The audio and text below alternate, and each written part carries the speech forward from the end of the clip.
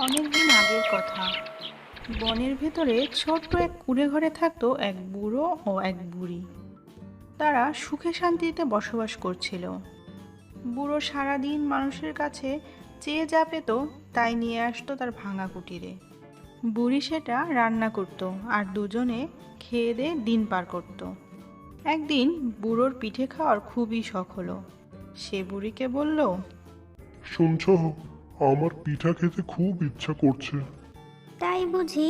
আমারও খুব ইচ্ছে করে, কিন্তু বানাও না একদিন, মনটা ভরে খাই। ঠিক আছে বানাবো, কিন্তু পিঠা বানাতে তো অনেক কিছু লাগবে। সেগুলো নিয়ে আসো। কি লাগবে বলো? আটা লাগবে, গুড় লাগবে, তেল লাগবে। ঠিক আছে, আমি কালই নিয়ে আসবো।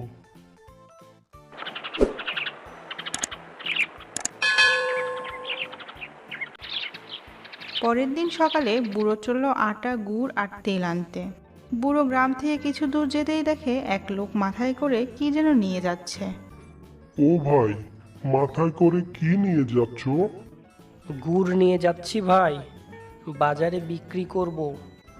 ভাই, আমাকে একটু গুড় দাও না, খুব শখ পিঠা খাবো। তোমার আবার পিঠা খাওয়ার শখ হয়েছে? ঠিক আছে, নাও। এই বলে লোকটি বুড়োর হাতে কিছু গুড় দিয়ে চলে গেল। একইভাবে বুড়ো আটা এবং তেলও পেয়ে গেল। সেগুলো নিয়ে সে হাসতে হাসতে তার কুটিরে ফিরে আসলো। কুটিরে ফিরে সে বুড়িকে বলল, শুনছো, দেখো আমি আজ কি পেয়েছি। ও মা, তুমি দেখি সব পেয়েছো। আজ রাতেই তাহলে পিঠা বানাবো। পিঠা খাওয়ার আনন্দে বুড়ো খুব খুশি হলো। শোনো, পিঠা যে বানাবো খড়ি তো নাই। ঠিক আছে, আমি যাচ্ছি খড়ি আনতে। এই বলে বুড়ো চলল বনের ভেতর খড়ি আনতে। বুড়ো যখন খড়ি ভাঙতে লাগলো তখন খড়ির মটমট শব্দ করে উঠল। তখনই একটি বাঘ বলে উঠল,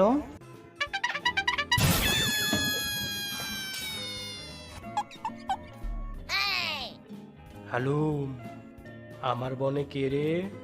কি করিস? ভাগ মামা, আমি বুড়ো, একটু খড়ি নিতে এসেছিলাম। আমার বন থেকে তুই কেন খড়ি নিতে এসেছিস? মামা, আজ আমার বুড়ি পিঠা বানাবে, তাই একটু খড়ি লাগবে। হ্যালো, পিঠা? তুই তো এমনি এমনি খড়ি নিতে পারবি না। জানি তো মামা, তোমাকে পিঠা খাওয়াতে হবে। আজ সন্ধ্যায় তুমি আমাদের কুটিরে চলে এসো, খুব মজা করে পিঠা খাবো। হ্যালো, ঠিক আছে, তোর যত খড়ি লাগে নিয়ে যা। বুড়ো প্রয়োজন মতো খড়ি নিয়ে বাড়ি ফিরে এলো। সন্ধ্যা হতেই বুড়ি পিঠা বানানো শুরু করে দিল। বুড়ো খেতেও শুরু করে দিল। বুড়ি পিঠা বানায়, বুড়া খায়। এদিকে বাঘ মামা পিঠার লোভ সামলাতে না পেরে চলে আসে বুড়ির বাড়ি। দূর থেকে পিঠার গন্ধ নাকে যায়। হ্যালো, আহ, কি সুন্দর পিঠার গন্ধ। হ্যালো, আমি চলে এসেছি। বুড়ো কি বুঝতে পারছে না? কি মুশকিল! আমি বাঘ মামা, আমাকে না ডাকলে কি করে যাই? আমার মান সম্মান তো কিছু আছে নাকি? পিঠা যখন প্রায় শেষ তখন হঠাৎ বুড়োর বাঘ মামার কথা মনে পড়ে গেল। বুড়ি, মস্ত বড় বিপদ হতে চলেছে। কি হয়েছে?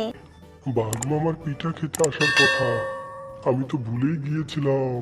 এখন উপায়? বাঘের ভয়ে বুড়ো বুড়ি দুজনেই কাঁপতে লাগলো। এদিকে বাঘ দেখলো বুড়ো আস্তে আস্তে সব পিঠা খেয়ে ফেলছে, তাই সে আর দেরি করলো না।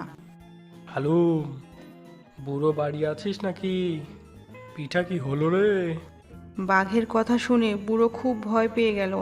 কোনো কথা বলতে পারলো না। বাঘ দেখলো থালায় মাত্র একটি পিঠা আছে। বাঘ রেগে গিয়ে বলল, হ্যালো, তোদের এত বড় সাহস! আমার জন্য একটা পিঠা রেখেছিস? আমার পিঠা কই? ইয়ে মানে মহারাজ, ইয়ে মানে। হ্যালো, পিঠা দে, না হলে আজ তোকেই খাবো।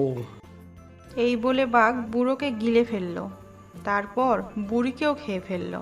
তারপর বাঘ চলল তার বাড়ি। পথেই দেখা হলো শেয়ালের সাথে। ওরে বাবা, বাঘের পেট কত মোটা রে! এই বেটা, পেট মোটা বলবি না। পিঠা না পেয়ে বুড়োকে খেয়েছি, বুড়িকেও খেয়েছি। তোকে খেতে কতক্ষণ? খা তো দেখি। দাঁড়া। এই বলে বাঘ শিয়ালকেও খেয়ে ফেললো। তারপর আবার চলতে লাগলো। পথে আবার দেখা হলো গাধার সাথে। ওরে বাবা, বাঘের পেট কত মোটা রে! এই বেটা, পেট মোটা বলবি না। পিঠা না পেয়ে বুড়িকে খেয়েছি, বুড়োকেও খেয়েছি, পথে শিয়ালকেও খেয়েছি। তোকে খেতে কতক্ষণ? খা তো দেখি। দাঁড়া। এই বলে বাঘ গাধাকেও খেয়ে ফেললো। তারপর আবার চলতে লাগলো। পথে আবার দেখা হলো এক ষাঁড়ের সাথে। ওরে বাবা, বাঘের পেট কত মোটা রে! এই বেটা, পেট মোটা বলবি না। পিঠা না পেয়ে বুড়িকে খেয়েছি, বুড়োকেও খেয়েছি, পথে শিয়াল ও গাধাকেও খেয়েছি। তোকে খেতে কতক্ষণ? খা তো দেখি। দাঁড়া। এই বলে বাঘ যেই ষাঁড়কে খেতে গেল, অমনি ষাঁড় শিং দিয়ে বাঘের পেট ফাটিয়ে দিল। সাথে সাথে ওরে বাঘের বাবা। পেটের ভেতর থেকে এক এক করে বুড়ো বুড়ি, শিয়াল, গাধা সবাই বের হয়ে আসলো। আর বাঘটিও সেখানেই মারা গেল।